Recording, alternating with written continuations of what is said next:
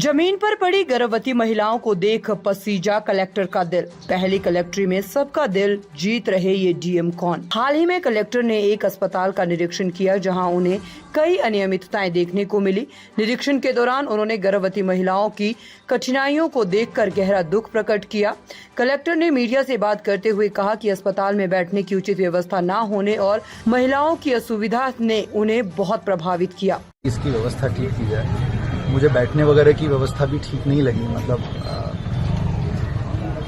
क्या है कि मतलब हम लोगों को इंसानों के साथ ट्रीट करने का तरीका आना चाहिए। मतलब हम यदि इंसानों के साथ ठीक तरीके से ट्रीट नहीं कर सकते तो हम प्रशासन करने लायक है नहीं। तो मुझे बड़ा दुख होता है कि जब कोई महिला नीचे बैठी है और कोई कहीं बैठी है, कोई कहीं बैठी है और वो सब कुछ बोल नहीं सकते क्योंकि वो ऐसे डिपेंडेंट हैं हमारे ऊपर कि उनके पास कोई रास्ता ही नहीं है। ये चीज़ें देख करके बहुत दुख होता है मेरे को। मैं क्या बोलूँ आपसे, लेकिन मैंने कहा है, कोशिश कर रहा हूँ मैं, उन लोगों को निर्देश दिए हैं कि ये चीज़ें ठीक हों, क्योंकि ये जब तक ठीक नहीं होगा हम कितनी बातें कर रहे हैं, चीज़ें धरातल पर सुधरने वाली हैं। तो मैंने यही निर्देश दिए हैं कि आगे जब भी शिविर होंगे तो आप इस बात का ध्यान रखें कि हर महिला, जिस महिला को यहाँ आना था वो महिला यहाँ पर आए। ऐसा ना हो कि महिलाओं को घंटों बैठे रहना पड़े।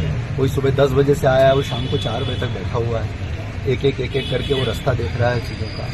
भीड़ लगी हुई है, लाइनें लगी हुई हैं। यदि हम इसकी व्यवस्था सही तरीके से नहीं करें तो हमारे ये प्रोग्राम कभी सफल नहीं हो सकते। तो इस संबंध में मैंने निर्देश दिए। मुझे उम्मीद है कि ये लोग आगे ठीक काम करेंगे और व्यवस्थाएं बेहतर। मुख्य रूप से सर बिल्डिंग जमीन पर पड़ी गर्भवती महिलाओं को देख कलेक्टर का पसीजा दिल। सुधीर कुमार कोचर भारतीय प्रशासनिक सेवा यानी IAS के एक अनुभवी अधिकारी, सादगी और कुशल प्रशासन के आदर्श उदाहरण हैं। उनकी प्रशासनिक यात्रा और व्यक्तिगत जीवन दोनों में सादगी की छवि साफ झलकती है। उनकी कहानी न केवल उनके पेशेवर कौशल को उजागर करती है बल्कि ये भी बताती है कि सरलता और विनम्रता कैसे प्रभावशाली नेतृत्व की कुंजी बन सकती है। कोचर मध्य प्रदेश सरकार में महत्वपूर्ण पदों पर रहे हैं। वह पूर्व CM शिवराज सिंह चौहान के डिप्यूटी सेक्रेटरी भी रहे हैं। उनका जन्म और प्रारंभिक जीवन सामान्य था।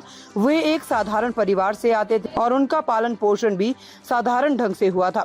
उन्होंने अपने प्रशासनिक करियर की शुरुआत दमोह कलेक्टर के रूप में ही की है। यहाँ उनकी सादगी ने उन्हें जल्द ही पहचान दिलाई है। उनकी सादगी का एक प्रमुख उदाहरण उनके कार्यालय में उनके व्यवहार के रूप में देखा जा सकता है। सुधीर कुमार कोचर का कार्यस्थल हमेशा एक खुले और अनौपचारिक माहौल का प्रतीक रहा है। उनके कर्मचारियों के साथ उनकी बातचीत और उनके निर्णय लेने के तरीके हमेशा एक मानवीय पहलू दिखा देते हैं। वे हमेशा सीधी और सरल तरीके से समस्याओं का समाधान ढूंढते हैं और उनके कार्यालय में कोई भी कर्मचारी उन्हें सहजता से मिल सकता है। आम जनता से सीधी बातचीत और समस्याओं को सुनने की उनकी क्षमता से लोगों के साथ उनका मजबूत संबंध बन जाता है। हाल ही में एक अस्पताल में निरीक्षण के लिए पहुंचे जहां कई अनियमितताएं पाई गई। उन्होंने बाहर मीडिया से बात करते हुए कहा कि मुझे बैठने वगैरह की व्यवस्था ठीक नहीं लगी। क्या है कि हम लोगों को इंसान के साथ ट्रीट करना आना चाहिए। हम लोग यदि इंसानों के साथ ठीक तरीके से ट्रीट नहीं करेंगे तो हम प्रशासन करने लायक नहीं है। मुझे बड़ा दुख होता है जब महिलाएं नीचे बैठी है, कोई कहीं बैठी है, वो सब ठीक नहीं है। वो ऐसे डिपेंडेंट है हमारे ऊपर कि उनके पास कोई रास्ता ही नहीं है। मुझे देखकर बहुत दुख होता है। अब मैं क्या बोलूं आपसे। कलेक्टर धीरेन्द्र कोचर अक्सर अपनी सादगी की वजह से सुर्खियों में रहते हैं। उनके इस बयान को भी लोगों की खूब तारीफें मिल रही है। ताज़ा खबरों से जुड़े रहने के लिए हमारे चैनल को सब्सक्राइब करें और बेल आइकन को दबाना ना भूलें ताकि हर खबर की नोटिफिकेशन आपको मिलती रहे।